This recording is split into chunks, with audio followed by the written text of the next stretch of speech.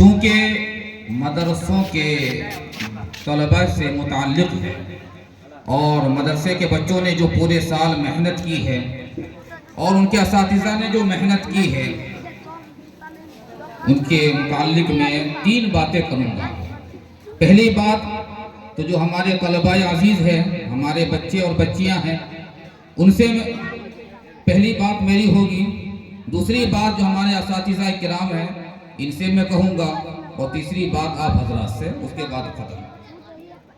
حضرت مولانا مفتی سعید صاحب پالن پوری نور اللہ مرقدہ، جو دارالعلوم دیوبند کے شیخ الحدیث تھے، جب وہ بخاری کا آخری درس دیتے تو طلبہ سے پوچھا کرتے تھے، بچوں سنو، جو طالب علم ہے انہی سے میں بول رہا ہوں، طالب علم سنو، تو طلبہ سے وہ سوال کرتے تھے کہ بچوں بتاؤ تمہیں کس نے پڑھایا؟ تو کہتے میرے باپ نے پڑھایا۔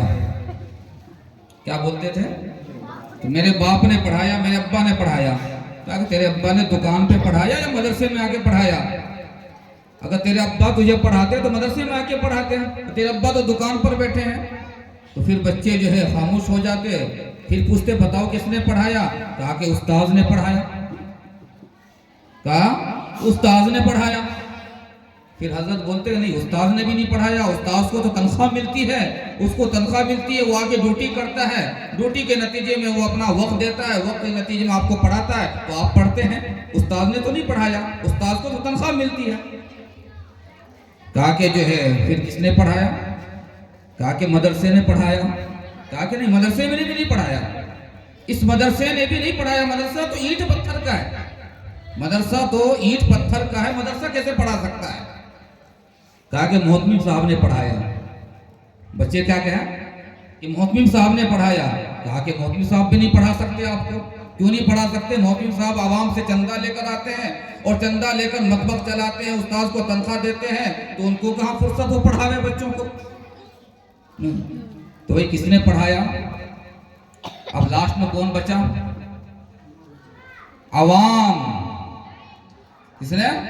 ہمیں عوام سے جو ایک ایک پیسے وصول کر کے لائے جاتے ہیں مدرسے کے اندر، کوئی 10 روپے، کوئی 20 روپے، سمجھے کہ نہیں؟ ہمارے علم کی سب سے زیادہ ضرورت ان عوام کو ہے کہ ہم جب پڑھ کر جائیں عوام کے بیچ میں تو ان کے لیے ہم مشعل راہ بنیں، ان کے لیے ہم نمونہ بنیں کہ نہیں ہم اپنے مدرسے سے کچھ سیکھ کر آئے ہیں، کہ نہیں اپنے مدرسے سے ہم کچھ سیکھ کر آئے ہیں۔ کہا جاتا ہے کہ 3 طرح کی اولاد ہوتی ہے، ایک سپوت، ایک پوت، ایک کپوت۔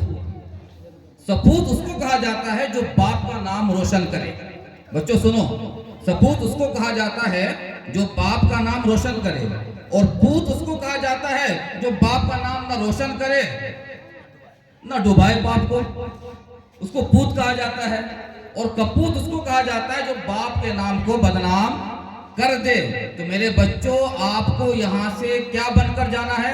سپوت بن کر جانا ہے، اس مدرسے کے نام کو روشن کرنا ہے، تاکہ عوام کو یہ یقین ہو جائے کہ ہم نے جو پیسے مدرسے میں لگائے ہیں اس سے واقعی میں بچے تیار ہوئے ہیں اور ہمارے لیے دینی خدمت کے لیے سمجھے کہ نہیں وہ بچے آ گئے ہیں، لیکن نہیں تو ہمیں کیا بننا ہے؟ سپوت بننا ہے، نہ پوت بننا ہے نہ کپوت بننا ہے۔ یہ تو تھی بات جو ہے بچوں سے۔